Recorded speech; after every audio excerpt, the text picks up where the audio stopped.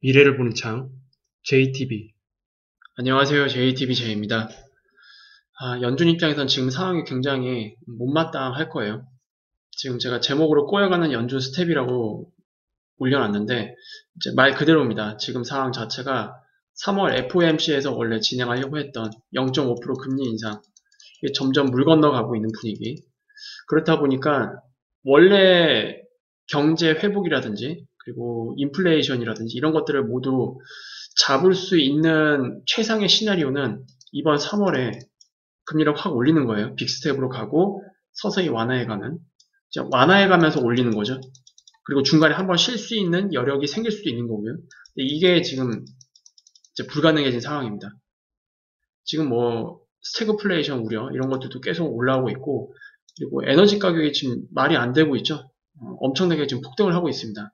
그리고 전 세계적으로 러시아를 좀 고립시키려는 그런 움직임이 있다 보니까 푸틴이 예상 밖의 어떤 행동을 할 수 있지 않을까? 뭐 그런 우려감들도 점점 이제 생기고 있습니다.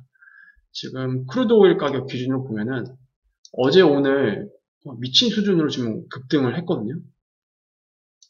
그래서 이게 지금 인플레이션을 어떻게 보면 굉장히 부추기는 그런 효과를 낳게 되잖아요. 근데 이런 인플레이션 상승은 굉장히 나쁜 인플레이션입니다.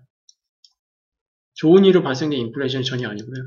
그리고 이번에 만약에 0.25% 금리 인상을 했다고 칩시다. 이건 뭐 금리 인상 효과가 있을까요?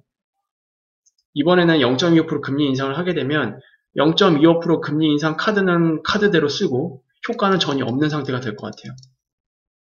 연준 입장에는 굉장히 최악이죠. 그리고 지금 상황이 이렇다 보니까 시장의 컨센서스도 그렇게 잡혀 있습니다.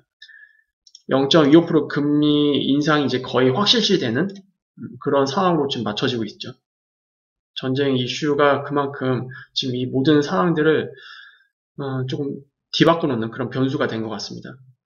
그리고 이렇게 한다고 하면 그 이후에 남아있는 이런 5월달 FOMC 그리고 6월달 FOMC 이런 것들을 이제 쭉 보면은 남아있는 FOMC 있잖아요. 모두 다 금리 인상을 해야 되는 그런 상황으로 지금 만들어지고 있어요. 그래서 원래 이렇게 갔다가 조금 좀 숨고르기 하면서 가려는 그런 계획은 지금 무너진 상태고 계속 이렇게 가야 돼요. 이런 식으로. 근데 이게 과연 얼만큼 효과가 있을지는 잘 모르겠습니다.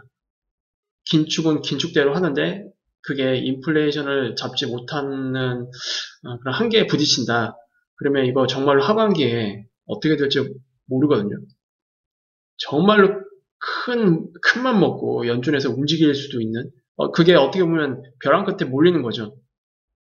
연준에서 더 이상 어떻게 할 수 없는 상황.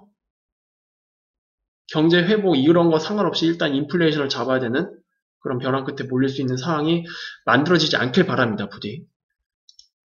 그래서 이게 지금 뭐랑 다 연결이 되냐면 결과적으로 지금 정책에 대한 부분, 연준이 정책적으로 만약에 실패를 할 수도 있는 거잖아요. 이런 변수들이 튀어나오게 되면. 그리고 연준의 실패는 곧 미국이 약해진다는 걸 뜻합니다. 장기적인 관점에서 달러의 힘은 어떻게 될 것인가? 지금 당장 달러의 힘을 이야기를 하는 게 아닙니다. 장기적인 관점입니다. 최소한 뭐 2030년 정도, 2025년 이후를 이제 얘기를 하는 거예요.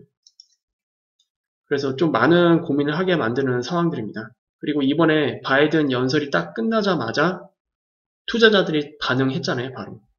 아, 미국 못 움직이네. 미국에서 군사적으로 개입할 수 있는 여지는 없구나. 해봐야 뭐 금융제재 이것밖에 못하는구나 라는 거를 이제 전 세계인들이 알았어요. 투자자들도 알았고 물론 그게 투자자 입장에서는 다른 국가들이 개입하면서 완전 극단으로 확전되지는 않겠구나라는 안심을 주는 거긴 하지만 그래서 반등을 했던 거죠. 그런데 이게 이제 투자자 그런 관점을 다 빼버리면 미국이 세계에서 그 경찰 노릇을 여태까지 해왔었는데 아니네 이런 쪽으로 좀 기울어지는 그런 상황이 어쨌든 만들어졌어요. 그래서 이게 나중에 하나의 나비 효과가 될 수도 있을 것 같고 우리가 생각해봐야 될 것이 참 많은 그런 한 주인 것 같습니다. 일단 매크로적인 사항을 추가적으로 좀 살펴볼게요. 일단 컨센서스가 이렇게 잡혀 있다 보니까 0.25% 금리 인상 이쪽으로 이제 많이 굳어졌죠. 그렇다 보니까 이게 지금 안 좋은 거잖아요. 안 좋은 이슈로 지금 이렇게 된 거잖아요. 그러면 성장도 당연히 안 좋게 볼 수밖에 없어요. 일단 금리 쪽으로 볼게요. 10년물 금리 굉장히 많이 꺾였죠. 그러니까 장기 성장에 대한 이슈가 또 다시 시장에 영향을 미치고 있는 겁니다. 그리고 2년물 정책금리 이거는 당연히 0.5% 가려다가 0.25% 쪽으로 이제 가려고 하다 보니까 이렇게 떨어진 건데 10년물이 훨씬 더 많이 떨어졌어요. 그래서 장단기 금리차 역시 계속 밑을 보고 있는 상황. 0.4도 아슬아슬한 상태이긴 한데 너무 빨리 내려오는 것 같아요. 지금 상황 자체가. 중간에 한번 반등은 이런 식으로 좀 만들어줘야 되거든요. 이게 반등 없이 이렇게 흘러내리다 보면은 뭐 연말이 아니라 3분기에도 이 근처까지 갈 수 있는 말도 안 되는 상황이 나올 수도 있습니다. 그렇게 되면 우리가 이제 조만간 위드 코로나로 다 전환되잖아요. 전 세계가. 분명히 이 소비 시장도 이번에 만만찮게 뜨거울 거예요. 물론 이게 장기적인 이슈는 아니고 저는 개인적으로 좀 반짝 효과 이렇게 좀 보고 있는데 그럼 위드 코로나로 인해서 소비 시장이 불타오르고 특히 이번 여름 같은 경우에는 코로나 이후 처음 맞는 제대로 된 휴가철이 될 거거든요. 그래서 사람들이 상당히 돈을 많이 쓸 것 같긴 한데 이제 어쨌든 이게 소비 측면에서의 인플레이션을 또 부추길 수 있는 요인이 하나가 추가가 되는 거죠. 그래서 지금 금리가 어떻게 반응할지 모르겠어요. 이게 지금 상반기 내내 꽤 높은 수준에서 인플레이션이 계속 유지될 가능성. 연준에서는 이것까지는 생각하지 않았을 겁니다. 분명히 연준의 기존 정책들, 이런 가이드들을 봤을 때 상반기까지는 뭐 유지되겠지만 거의 그때쯤이면 그래도 잡힐 거다 이런 식으로 이야기를 해 왔었고 실제로.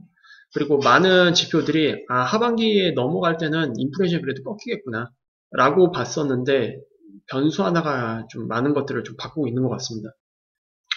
그래서 이게 인플레이션이 꺾이지 않게 되면 나중에 하반기에 좀 연준 입장에서는 빅스텝을 좀 크게 옮겨갈 수도 있는 막다른 길에 이제 몰리는 그런 상황이 만들어질 수도 있거든요. 그렇게 되면 잘못하면 이 코로나 버블 있잖아요. 이것도 같이 터질 수가 있어요. 생각보다 빨리. 이게 좀 걱정이긴 합니다. 인플레를 못 잡으면서 여러 가지 연준에서 고려할 수 있는 게 많이 없어요. 지금 카드 자체가 가지고 있는 게 거의 없기 때문에. 뭐 3월달, 5월달, 6월달 이렇게 상반기가 이렇게 남은 거잖아요. 금리를 올릴 수 있는 기회가 0.25, 0.25 이렇게 올렸는데 그러면 벌써 여기서 0.75%를 올린 거잖아요. 근데 이게 효과가 없을 가능성. 이게 가장 최악의 시나리오입니다. 그럼 0.75씩이나 올려놨는데 효과가 없다. 그러면 하반기에 연준이 우리가 생각하지 못하는 수준으로 정책을 또 바꿀 수도 있을 것 같다. 뭐 이런 것까지 우리가 좀 이제는 고려를 해놔야 될 것 같습니다. 뭐 지금 당장에서 시장이 막 그대로 무너져서 버블 붕괴로 간다라고는 보고 있지는 않지만 이 이후에 시장이 반등 내지는 상승이 만들어질 때 생각보다 빨리 끝날 수도 있겠구나. 이런 것들도 우리가 좀 생각을 해봐야 될 것 같습니다. 그래서 오늘 좀 매크로적인 내용을 좀 추가를 해봤고요. 지금 워낙 변수가 많다 보니까 3월 FOMC까지 어떻게 갈지 모르겠어요. 이제 완전히 안개 속으로 들어가는 거거든요. 그리고 이제 CPI가 다음 주에 발표되잖아요. CPI가 발표가 되고 CPI가 만약에 높게 나왔는데도 연준 입장에서 이번에 0.25%밖에 못 올리는 상황이 정말로 크게 만들어지면 저는 그걸 악재라고 저는 생각을 할 겁니다. 그러니까 단기적인 악재는 아니겠지만 하반기에 꽤나 큰 악재를 몰고 올 수 있는 그런 하나의 요인이 되지 않을까 그렇게 생각을 하고 있어요. 그래서 여러분들도 지금 함부로 움직이진 말고 이번 올해 특히 올해 같은 경우에는 저는 개인적으로 로우 리스크, 로우 리턴 이렇게 가야 되지 않겠느냐 그렇게 말씀을 드리고 싶습니다. 일단 뭐 지금 벌어진 상황들은 진행 중이니까 잘 보면서 차분하게 대응을 해봤으면 좋겠습니다. 오늘 이렇게 마무리 짓도록 하겠고요. 다음에 더 좋은 영상으로 찾아뵙도록 하겠습니다. 감사합니다.